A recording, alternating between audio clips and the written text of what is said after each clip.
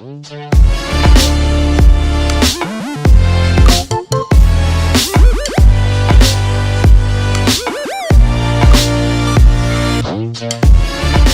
xin chào bạn, chào mừng các bạn quay trở lại với kênh YouTube của Sun Studio. Và kế tiếp với thành công vô cùng vang dội trên những chiếc Galaxy A50 và Galaxy A50s thì mới đây Samsung đã tiếp tục nghiên cứu và phát triển và cho ra cái chiếc Samsung Galaxy A51 vào cái thời điểm cuối năm cũng như là cái thời điểm mà mua sắm rất là nhiều. Và trong video này thì chúng ta hãy cùng nhau trên tay và đánh giá nhanh chiếc Samsung Galaxy A51 để xem rằng sản phẩm này nó sẽ mở ra một trào lưu như thế nào nhá.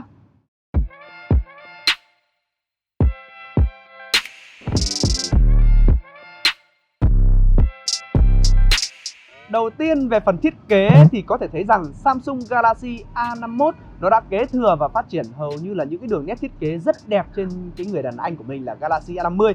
Chúng ta vẫn sẽ có cách hoàn thiện từ nhựa ở cả mặt sau và phần khung viền. Và nổi bật ở phía đằng sau này chúng ta sẽ có cụm camera 4 chiếc luôn và đặt trong cái cụm hình chữ nhật, nó xếp theo hình chữ L.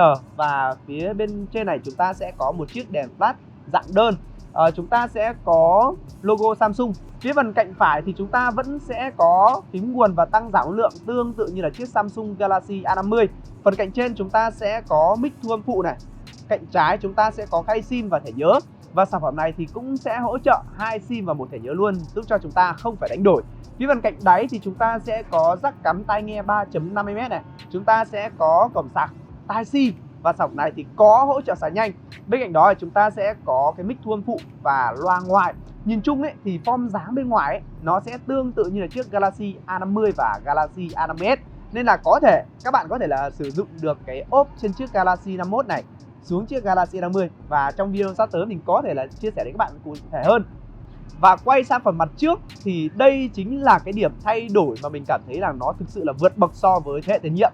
Nếu như những chiếc Samsung Galaxy A2019 này là cái ngôn ngữ thiết kế Infinity U, Infinity V, màn hình giọt nước ấy, thì mở đầu cái kỷ nguyên mới dòng Galaxy A sẽ là Galaxy A51 với màn hình dạng đục lỗ tương tự như là chiếc Samsung Galaxy Note 10 Plus. Ở đây thì mình cũng đang có một chiếc Samsung Galaxy Note 10 Plus thì các bạn có thể thấy rằng là cái nốt ruồi trên chiếc Samsung Galaxy A51 nó đã cải tiến hơn đáng kể rồi. Lỗ của nó rất nhỏ. Samsung Galaxy A51 này của chúng ta sẽ được trang bị màn hình với kích thước là 6,47 inch. Một cái kích thước lớn hơn một chút so với thế hệ tiền nhiệm của mình. Và có được điều đó nhờ cái việc là cái phần viền nó đã cắt gọt hơn. Và độ phân giải của sản phẩm này vẫn đạt là Full HD+. Chúng ta sẽ có mật độ điểm ảnh là 406 ppi. Và tiếp tục nó sẽ sử dụng cái màn hình là Super AMOLED. Và có một điểm mà mình thấy rằng là Samsung Galaxy A51 này nó đã cải tiến hơn so với hầu hết tất cả những chiếc điện thoại Samsung tính đến hiện tại. Đó chính là cái tỷ lệ của nó đã lên tới là 20:9. Về phần camera ấy, thông số thì chiếc Galaxy A51 có phần cải lùi so với thế hệ tiền nhiệm của mình. Chúng ta sẽ có ống kính chính và ống kính góc rộng, độ phân giải sẽ là 12 megapixel. Ống kính đo độ sâu trường ảnh và ống kính macro độ phân giải sẽ là 5 megapixel.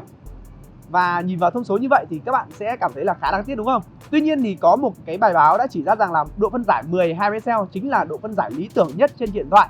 Và bằng chứng mình trải nghiệm thực tế thì cũng tương tự như vậy. Chiếc Galaxy A51 này đem đến cho mình những cái bức ảnh chụp ra có chất lượng khá là tốt.